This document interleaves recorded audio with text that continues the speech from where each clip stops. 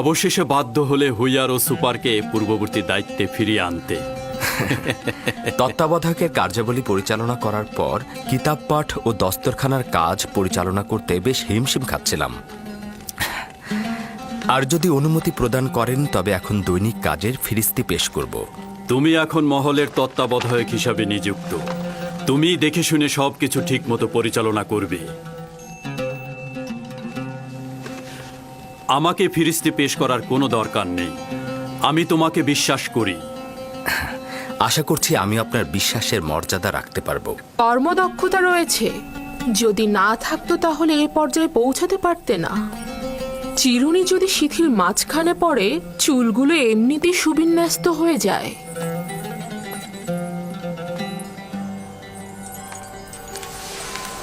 ইউজারশিফও রাজমহলের চিরুনি, বিশ্বস্তও বটে। আজব ব্যাপার। জুলেখা এমন অভিজাত ও দাম্ভিক নারী যে সচরাচর কারো প্রশংসা করে না। সে তোমার তারিফ করছে। নিঃসন্দেহে তুমি জুলেখার প্রশংসায় আন্দোলিত হবার পাশাপাশি রাজমহলের অধিবাসীদের প্রশংসাতেও আন্দোলিত হয়েছ। আমি বিশ্বাস করি ইউজারশিফ এখন রাজমহলের সকল অধিবাসীদের অন্তরে হুকুমত করে। আমি নিজেকে এই সকল প্রশংসার যোগ্য বলে মনে করি না। যদি আমার কোনো কাজে গাফিলতি থাকে তবে জনাবে মালিক অবশ্যই আমাকে সংশোধন করবেন। জনাবে মালিক, যদি আপনার অনুমতি হয় তবে আমি এখন উপস্থিতি ত্যাগ করব। তোমার এই মহলে আসা যাওয়া করবার কোনো অনুমতির প্রয়োজন নেই। তোমার যখন দরকার হবে যেতে পারবে, যখন দরকার হবে আসতে পারবে। শুক্রিয়া জনাবে মালিক।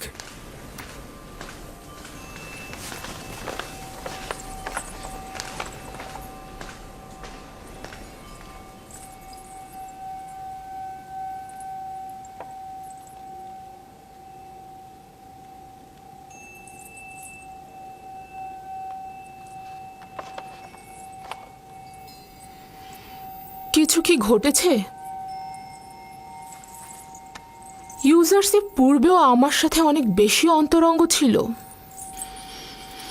কিন্তু কিছুদিন যাবৎ তার দৃষ্টি পর্যন্ত আমাকে প্রত্যাখ্যান করছে। ইউজারশিপ যা কিছু করছে তা হয়তো তার লজ্জা শরমের কারণে করছে। সে আর বালক নেই। রূপবান নারীর দিকে দৃষ্টিপাতকে আখলাক ও আদবের বরখেলাপ মনে করে সে। আমি তার এই আচরণকে অবজ্ঞা হিসেবে গ্রহণ করছি। সে হয়তো ভয় পাচ্ছে যে জুলেখার মায়াবী চোখের চাহনিতে সে প্রণয়াসক্ত হয়ে যাবে। আপনি সর্বদা সবকিছুকেই ঠাট্টা হিসেবে নিয়ে থাকেন। আমি সত্যিই বলেছি। রূপসীদের তীক্ষ্ণ দৃষ্টি থেকে সাবধান থাকা উচিত।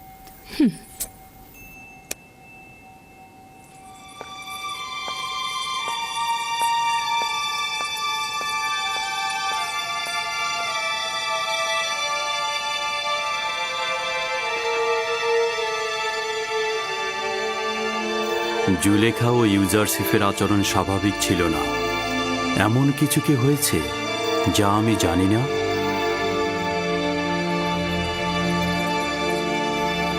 রাত হয়ে গেছে এবং আমি অনেক ক্লান্ত। বিশ্রাম করতে চাই, কেউ যেন বিরক্ত না করে। আপনি বিশ্রাম নিন, আমি এখানেই আছি আমার বানু। প্রয়োজন নেই, তুমি এখন যেতে পারো।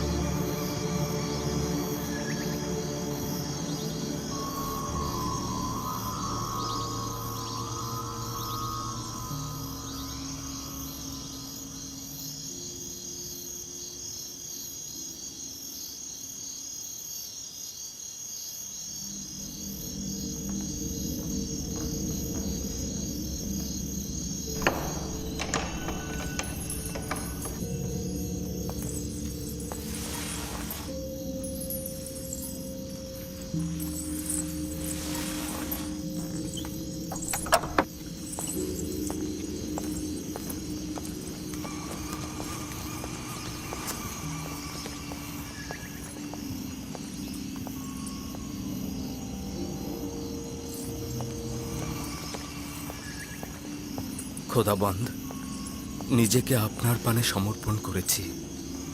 আমি ফিতনা সৃষ্টিকারী ও প্ররোচনা দানকারী শয়তানের মোকাবেলায় দুর্বল। আপনি ছাড়া কোনো পানাহা নেই। আমার ঈমান সংহত রাখার তৌফিক দান করুন। আমার কলবের আকৃষ্টতার মাহবুব তুমি। তোমার কাছে একটাই চাওয়া, আমাকে কখনোই নিজের অবস্থায় ছেড়ে দিয়ে একাকী করে দিও না। হে পরওয়ারদিগার, এমন যেন না হয় আমি কোনো চক্রান্তের জালে বন্দী হয়ে যাই এবং তখন আমার কোনো সাহায্যকারী না থাকে।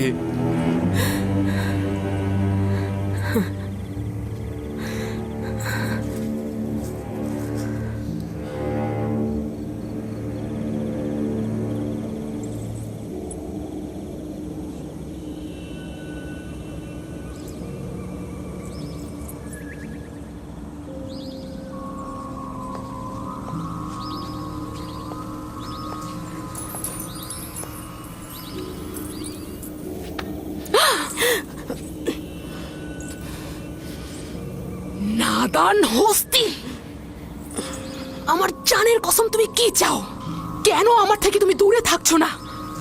আমাকে ভুল বুঝবেন না আমার বানু, আমি তো আগেই বলেছিলাম ও ভিন্ন খোদার অনুসারী। এখন দেখলেন তো, ও আমাদের খোদার ইবাদত করে না, ও একজন কাফের। আমাদের এখন অবশ্যই উচিত হবে আমনের প্রধান ধর্মগুরু অজ্ঞামোহরকে এখানে নিয়ে আসা এবং ওকে একটা উচিত শাস্তি করো।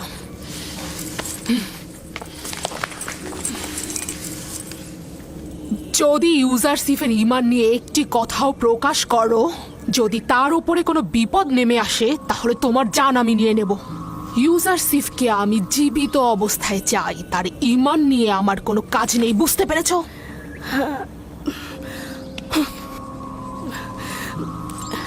কিন্তু আমার বানু, আমি তো আপনাকে নিয়ে মহাচিন্তিত।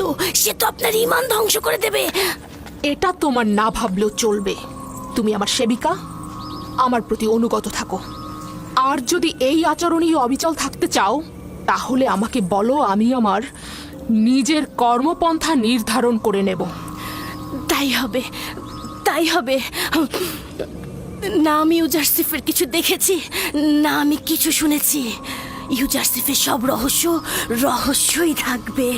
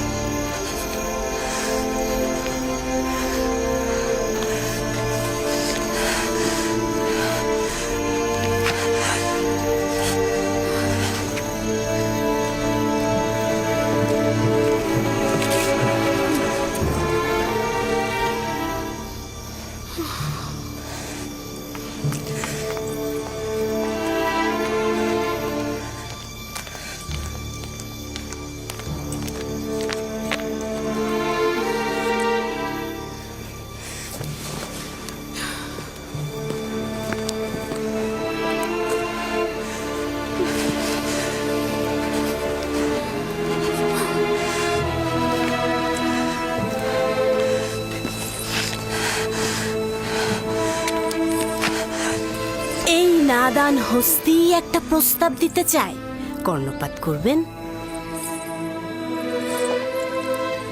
আমার বানু, কেন ইউজারসিফের মতো নিজের খোদার নিকট আপনি পানাহা চাইছেন না? যেটা মনে মনে চাইছেন সেটা কেন আমনের কাছে চাইছেন না?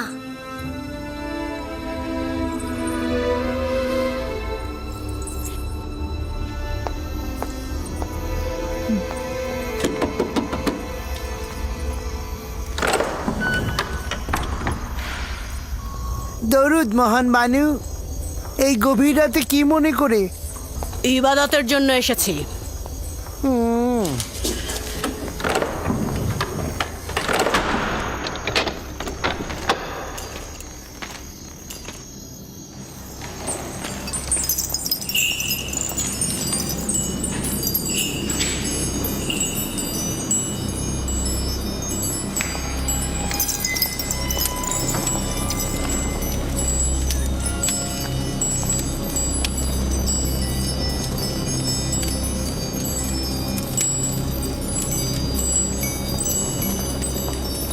যদি ইউজারশিপকে হস্তগত করতে পারি তাহলে পর্যাপ্ত হাদিয়া তোমার পায়ে অর্পণ করব।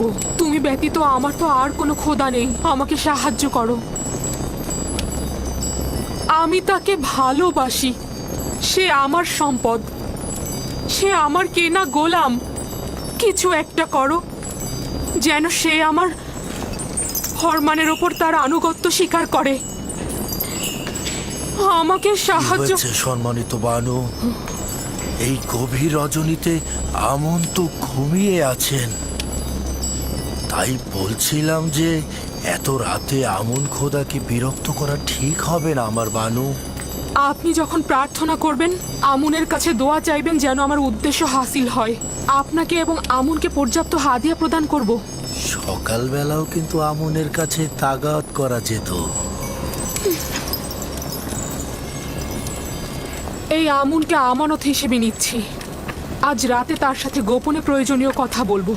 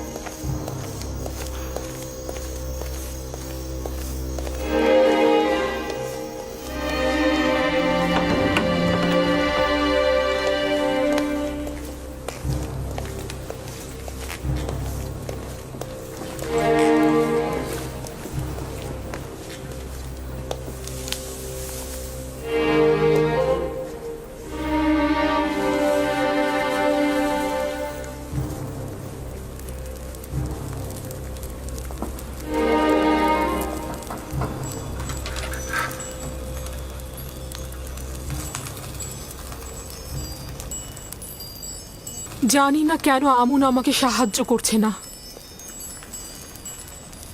আমি কি তার ইবাদতখানার ইলাহি নই? আমার বানু, যদি মহান আমুন না চাইতেন তাহলে আপনি এত ইজ্জত আর সম্মানের অধিকারী হতেন না। মহান আমুন আপনাকে মিশরের সব নারীর উপরে শ্রেষ্ঠত্ব আর এই রাজমহলে সবার উপরে নেতৃত্ব দিয়েছেন। কেন বেহুদা কথা বলছো? কিসের শ্রেষ্ঠত্ব, কিসের নেতৃত্ব? আমার কেনা গোলামের কাছে আমাকে এমন তুচ্ছ করেছে যে আমি কোনো মূল্যহীন প্রাণী, যার দিকে ক্ষণিকের জন্য দৃষ্টিপাত পর্যন্ত করা যায় না। রাজমহল ও শহরের ওপর শ্রেষ্ঠত্ব, আমাকে শুধু ইউজারশিপের ওপরে শ্রেষ্ঠত্ব দিলেই আমার জন্য কাফি। আজব ব্যাপার, আপনি কেন নিজেকে এত দুর্বল ভাবছেন আমার বানু? আপনি এই রাজমহলের বানু আর ইউজারশিপের মালিক। আর তাছাড়া একজন মালিক তো তার গোলামের ব্যাপারে যে কোনো সিদ্ধান্ত নিতে পারে আমার বানু। কেন ভিক্ষা আর মহব্বতের পরিবর্তে নিজের ক্ষমতা আর ইচ্ছার সুফল ভোগ করছেন না? তাই তো, একজন গোলামকে মহব্বত করে কি লাভ? আমি তাকে চাই, আর এটা তো আমার এখতিয়ার, এটা তো অস্বীকার করার কিছু নেই। হে মহান আমুন, আমাকে এব্রানি গোলামের কাছে পৌঁছাতে সাহায্য করো। যদি আনুকূল্য প্রদান করে ইউজারশিপের কাছে পৌঁছে দাও তাহলে আমুনের এবাদতখানায় শত শত স্বর্ণমুদ্রা হাদিয়া দেব।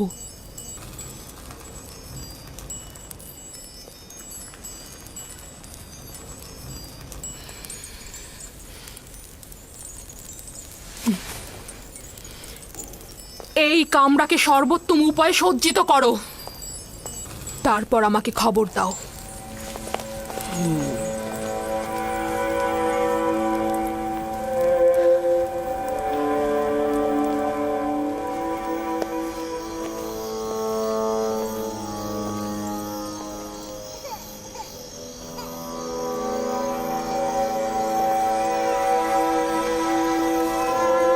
সিতেনে, বোন আমার,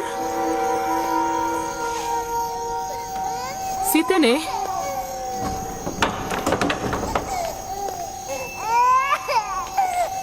কিসেনের কান্না কি আপনাকে বিরক্ত করছে বানু? না, ওর কান্না শুনেই আমি তোমার কাছে এসেছি। ওর কি হয়েছে? ও এভাবে অস্থির হয়ে কাঁদছে কেন? জানি না বানু, ওর পেট তো ভরা আছে, কাপড়ও পরিষ্কার, কিন্তু কেন কাঁদছে বুঝতে পারছি না। তবে আজব কি জানেন, সেদিনও কিসেন এরকম কান্না করছিল, ইউজার সেফ এসে কোলে নেওয়াতে কান্না থেমে গেল। অদ্ভুত না? ইউজারসিফের আদর সকলকে শান্তি প্রদান করে। জাদু জানে। আপনি এত রাতে এখানে কি করছেন? হয়তো আমারও কিসেনের মতো ঘুম ভেঙে গেছে।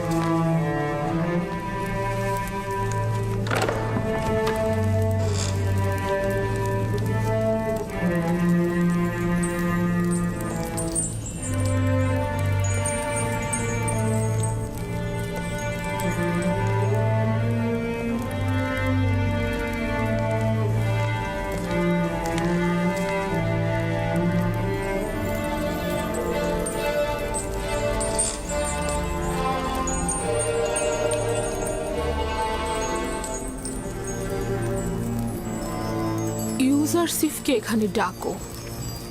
সে প্রবেশ করলে সপ্ত দরজা বন্ধ করে দেবে। তামা, তিয়া, মেনি সব গোলামকে এখান থেকে সরিয়ে নিয়ে যাও।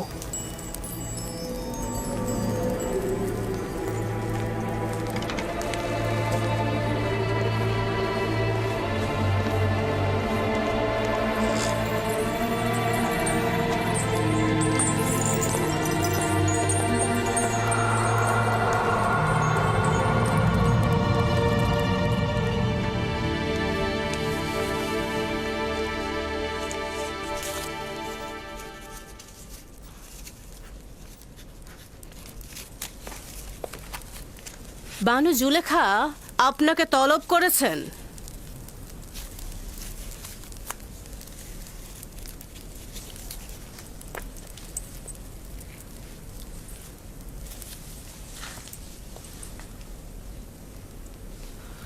আপনি যান, আমি আসছি। ঠিক আছে, তাহলে আমি সপ্ত দরজার নিকট অপেক্ষায় থাকলাম।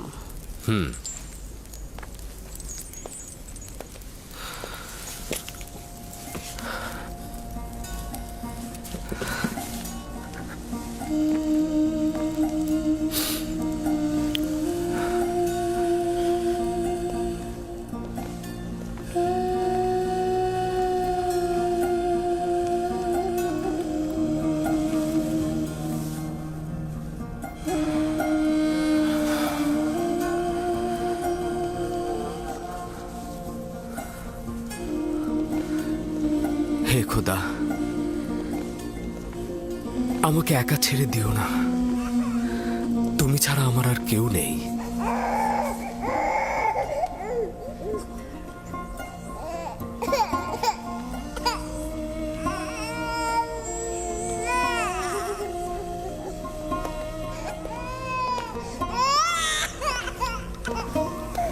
কি ব্যাপার সিতেনে?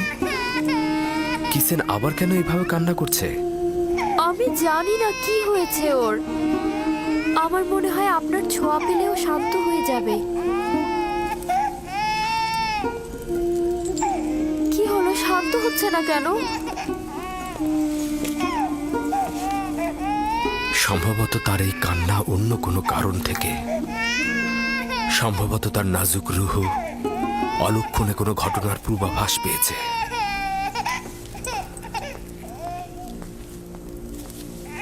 অলক্ষণে ঘটনা? কিসের ইঙ্গিত করে গেল?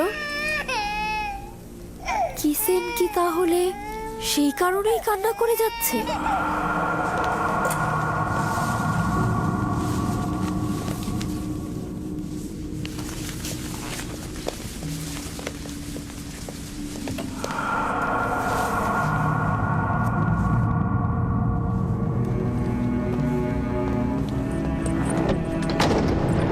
যখন তখন যে কেউ এই কামরায় ঢুকতে পারে না। এই কামরায় প্রবেশ করতে হলে তাকে অবশ্যই 7টি দরজা অতিক্রম করতে হবে।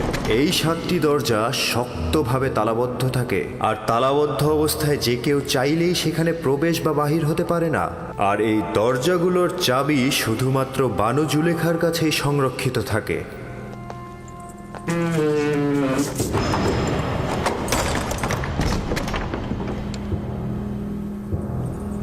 বানু জুলেখার আদেশ।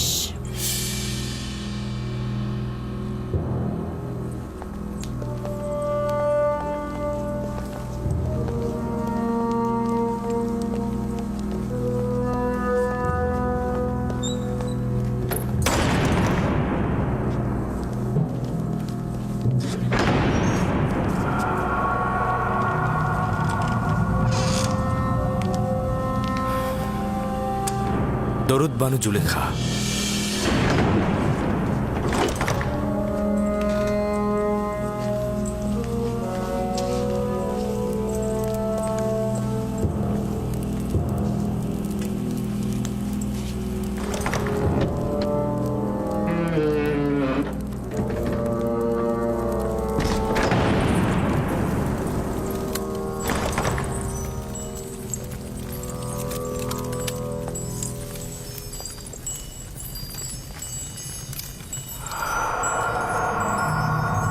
তুই অবগত রয়েছিস যে তুই আমার গোলাম?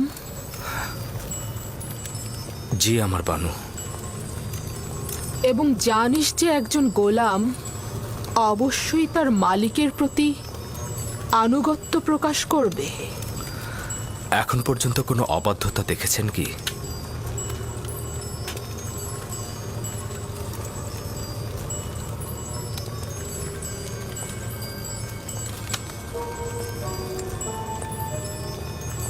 আজকেও তাহলে তুই আমার আনুগত্য পোষণ করবি? যদি কোনো আদেশ করেন অবশ্যই শিরোধার্য।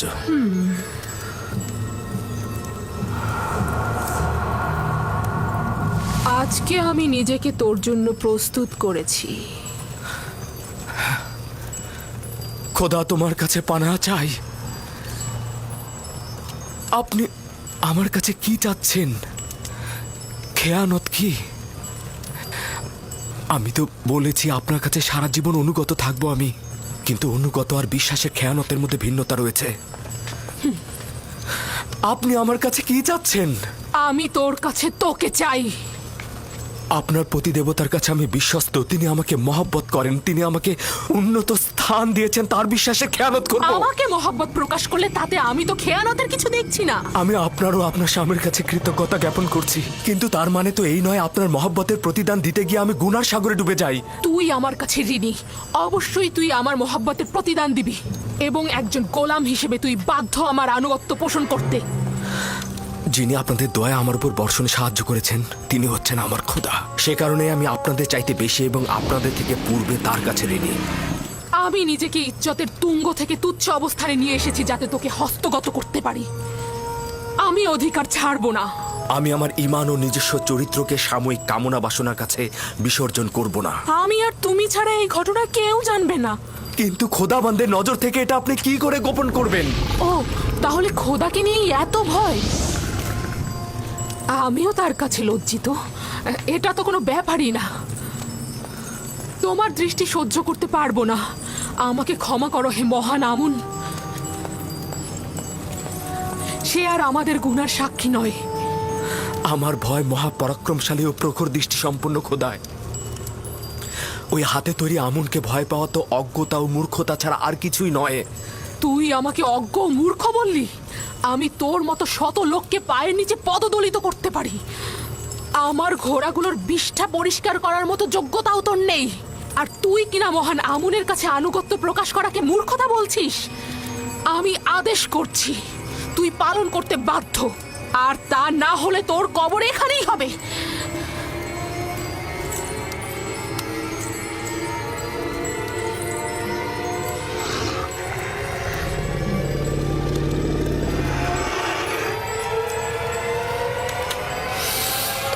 আপনার ফরমান তো আমি ততক্ষণই মানব যতক্ষণ আমার একাত্মবাদী খোদার ফরমানে কোনো ক্ষতি না হয়।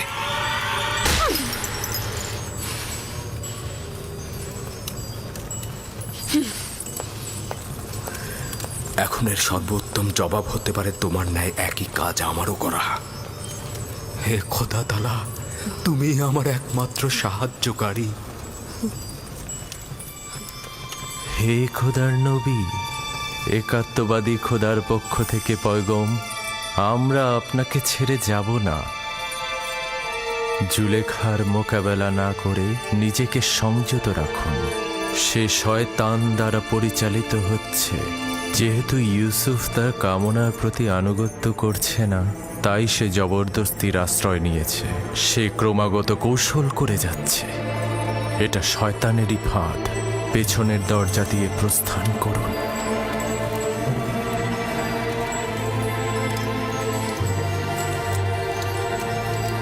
হে খোদার নবী, একাত্মবাদী খোদার পক্ষ থেকে এই পয়গম, পেছনের দরজা দিয়ে প্রস্থান করুন। প্রস্থান করুন। পালাবার পথ নেই, তুমি বাধ্য আনুগত্য স্বীকার করতে।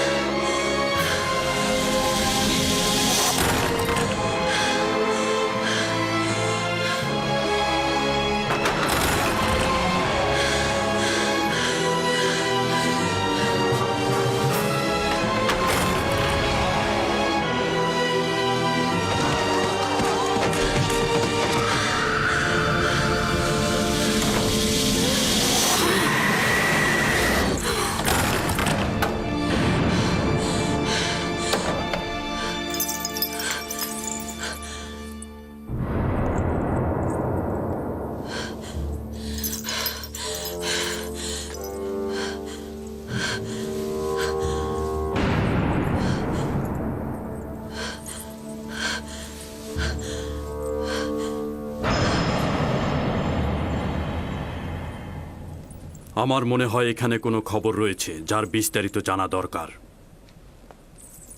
শুনতে চাচ্ছি, যে কেউ একজন কি বলবে? হায় আফসোস আমার, এই সকল মহব্বতের প্রতিদান দেখুন। দেখছেন তো আপনার সহধর্মিনীর সাথে সে কি আচরণ করেছে। এর শাস্তি কি? সে আপনার সহধর্মিনীর প্রতি কুদৃষ্টি পোষণ করেছে। তাকে কঠিন শাস্তি দিয়ে জেলখানায় নিক্ষেপ করুন। বানু জুলেখা মিথ্যা কথা বলছে জনাবে মালিক। আমি দেখেছি জনাবে আলী, ইউজারসিফ কৌশলে বানু জুলেখার কক্ষে প্রবেশ করছে। আলী জনাব, আমি এর বিপরীতে যে কোনো দলিলই নিয়ে আসি না কেন, সেটা আপনার কাছে গ্রহণযোগ্যতা কখনোই পাবে না। কারণ এতে বানু জুলেখার সম্মানহানি ঘটবে এবং আপনি তার পক্ষে রায় দেবেন। আর কারো সাহসও নেই সত্যটা বলার। আপনিও নিশ্চয়ই সেটাই চাইবেন। এর থেকে বেশি ক্রোধের সৃষ্টি করো না। আমি দলিল ও সাক্ষী দেখতে চাই। আমি আসল গুনাহগারকে ধরতে চাই। আমার না আছে গুনাহ না করার কোনো দলিল, আর না আছে কোনো সেবিকা যে আমার পক্ষে সাক্ষ্য দেবে। সুতরাং তুমি দণ্ডিত। এর শাস্তি অবশ্যই পাবে। আমি এর জন্য প্রস্তুত রয়েছি জনাবে মালিক। তবে হাকিকত হচ্ছে সে আমাকে তলব করেছে এবং মিলনের ইচ্ছা পোষণ করেছে। আর এটা প্রমাণ করতে আমার নিজস্ব খোদা ব্যতীত আর কোনো সাক্ষী নেই। তুমি জুলেখার নির্জনতার সুযোগে প্রবেশ করেছ। করিমামা সাক্ষী রয়েছে। সকলেই জানে বানু জুলেখা অপরাধী, কিন্তু তার বিরুদ্ধে সাক্ষ্য দেওয়ার সাহস নেই কার। তোমার সাক্ষীকে হাজির করো এবং সাক্ষ্য দিতে বলো। খোদা ব্যতীত আমার তো আর কোনো সাক্ষী নেই। যদি আমাকে একাকে ছেড়ে দেন তো আমাকে সর্বাপেক্ষা কঠিন পরিস্থিতির মধ্যে পড়তে হবে। আপনি কি চাইছেন এই গোলামের কথা গ্রহণ করতে?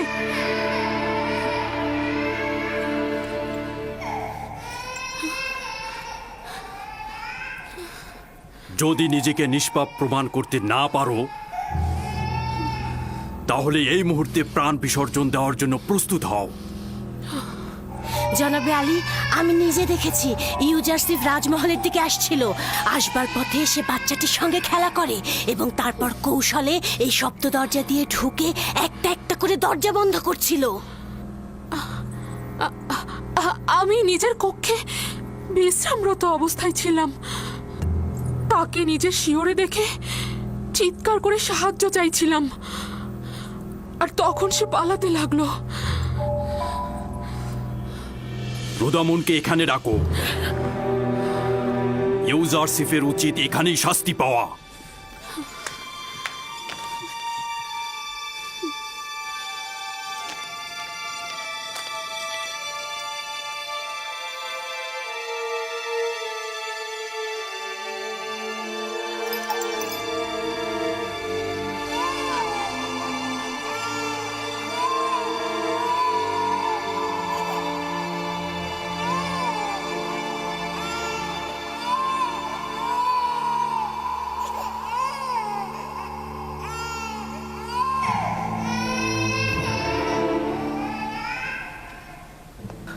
আমার সাক্ষী আছে।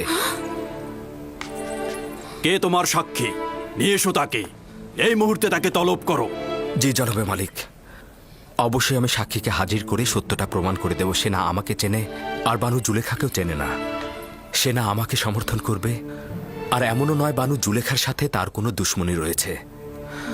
সে তোতা পাখির মতো সত্যটা বলে যাবে, আর এতে কার লাভ হচ্ছে আর কার ক্ষতি হচ্ছে সেটা সে বুঝবে না। সে কে? শাস্তি পাবার পূর্বেই তাকে এখানে তলব করো। আমার সাক্ষী সেই শিশুটি যার কান্না আপনি এখনো শুনতে পাচ্ছেন। তুমি কি আমার সাথে ঠাট্টা করছো? না জনাবে মালিক, আপনার কাছে আমি তাগাদ করছি, ওই শিশুটিকে দয়া করে এখানে নিয়ে আসুন, তাহলেই সত্য প্রমাণিত হয়ে যাবে। একজন নবজাতক সাক্ষী দেবে? সে তো এখনো কথা বলতেই শেখেনি। ঠিক আছে, বলুন তাকে নিয়ে আসতে।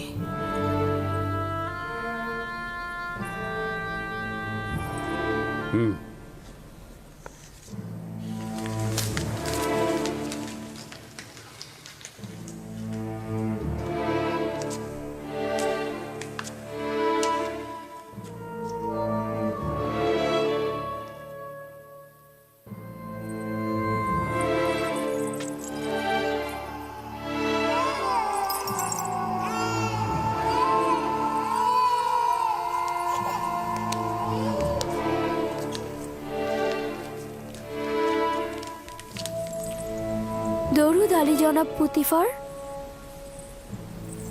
সে আমার ফুফাতো বোন সিতেনে এবং তার সন্তান কিসেন।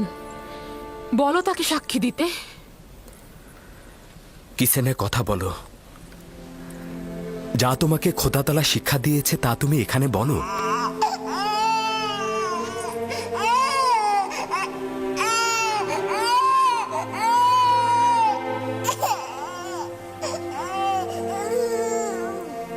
বলো কিসিনে।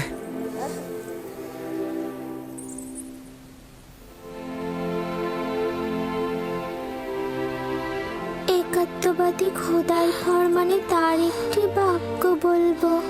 পিরান সামনের দিক থেকে ছেঁড়া থাকলে জুলেখা নিষ্পাপ, ইউসুফ গুনাহগার। আর যদি পিরান পেছনের দিক থেকে ছেঁড়া থাকে তবে জুলেখা পাপী, ইউসুফ নিষ্পাপ।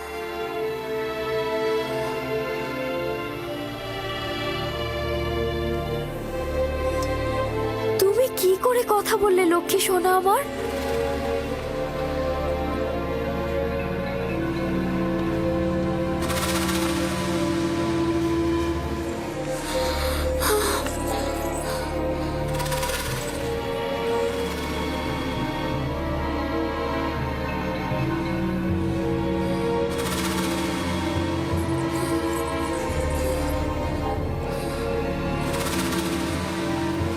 তুমি নিজের কান্না দ্বারা আমাকে ধোঁকা দিতে চেয়েছিলে।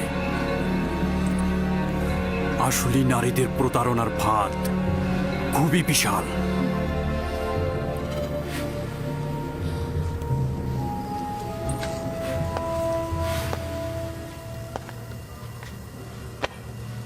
আমি যে অপবাদ তোমাকে দিয়েছি তার জন্য ক্ষমা চাচ্ছি। আশা করছি আমাকে আর জুলেখাকে ক্ষমা করবে এবং এই ঘটনা সব সময়ের জন্য গোপন রাখবে।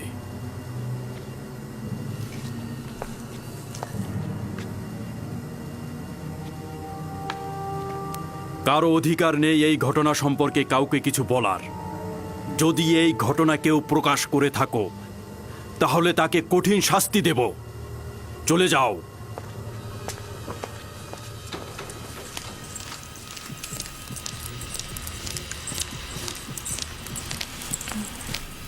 কি ঘটলো আমি তো কিছুই বুঝলাম না। একটা শিশু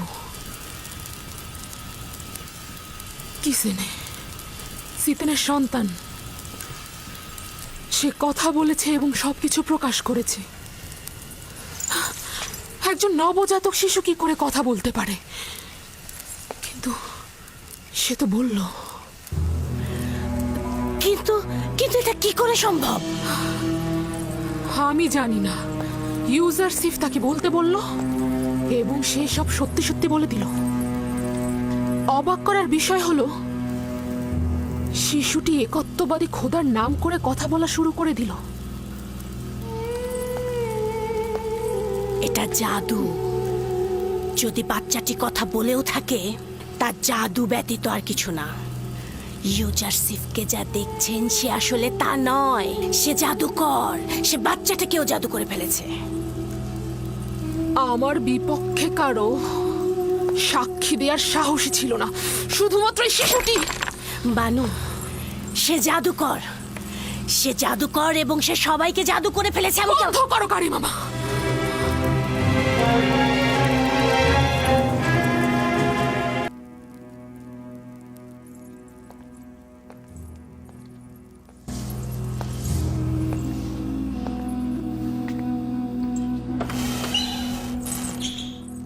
এই দরজাগুলো তো তালাবদ্ধ ছিল, তাহলে খুললো কি করে? আমিও বুঝতে পারছি না। সে দরজাগুলোতে স্পর্শও করেনি, কিন্তু দরজাগুলো খুলে গেল। তাহলে ভেবে দেখুন, আমি এমনি কি তাকে জাদুকর বলেছি? জাদুকর নয়, আমি বালক বয়স থেকে তাকে বড় করেছি। সে কোনোদিন কোনো জাদুকরের কাছে গিয়ে জাদু শেখেনি। তাহলে এই দরজা আর ওই বাচ্চাটি?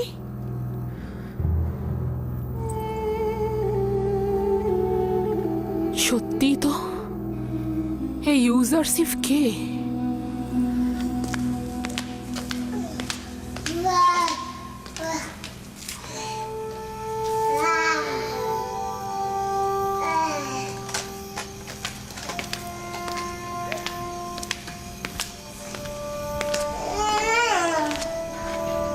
সিতেনে,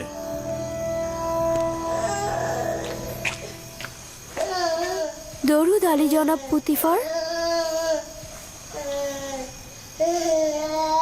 তুমি কিভাবে কথা বললে?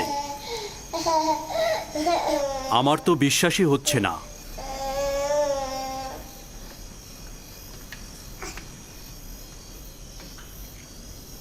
তুমি এখানে কি করছো? রাজমহলে কেন এসেছো? আমি আমার বোন জুলেখাকে দেখার উদ্দেশ্যে এসেছিলাম। আমি জানতাম না এরকম হবে, জানলে আমি কখনোই আসতাম না। তুমি তোমার মামাতো বোনের সাথে দেখা করতে এসেছো, সমস্যা নেই। তুমি ও তোমার সন্তানকে শুকরিয়া জানাচ্ছি।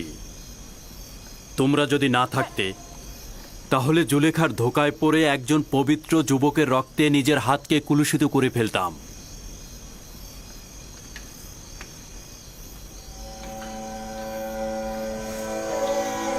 আমি তো বুঝতেই পারছি না তুমি কি করে কথা বললে। জানো না জুলেখার কি হাল হয়েছিল? 6 মাস বয়সে শিশু কথা বলেছে, আমি নিজের কানে শুনেছি।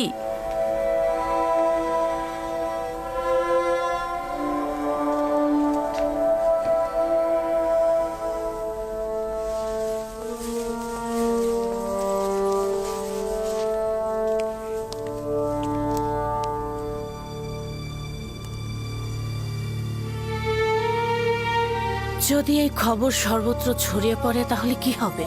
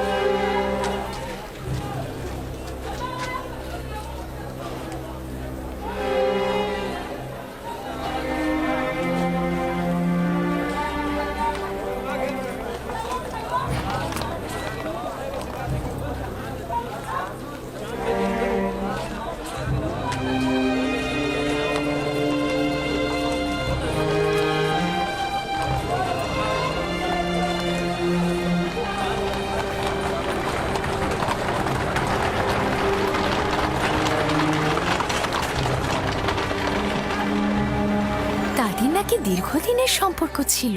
রাজমহলের ঘটনার সাক্ষী তো আমি নিজেই। যখন ইউজারসিফের কথা জিজ্ঞেস করলাম তখন জুলেখা অসন্তুষ্ট হয়ে মেহমানদের ত্যাগ করে চলে গেল। শহরের সর্বত্র এ সম্পর্কে কথা হচ্ছে।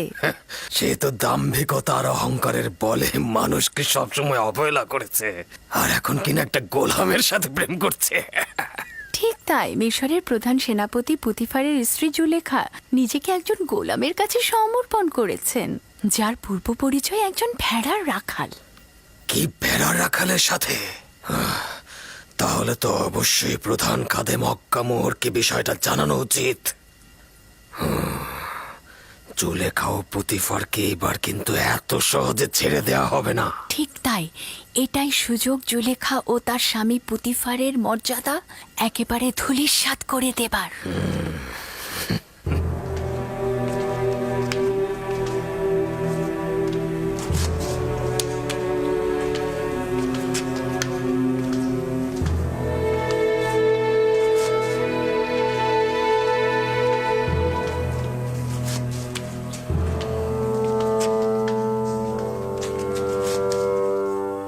তোমাকে বলেছিলাম আমি কিছু সময় একা থাকবো, চলে যাও এখান থেকে।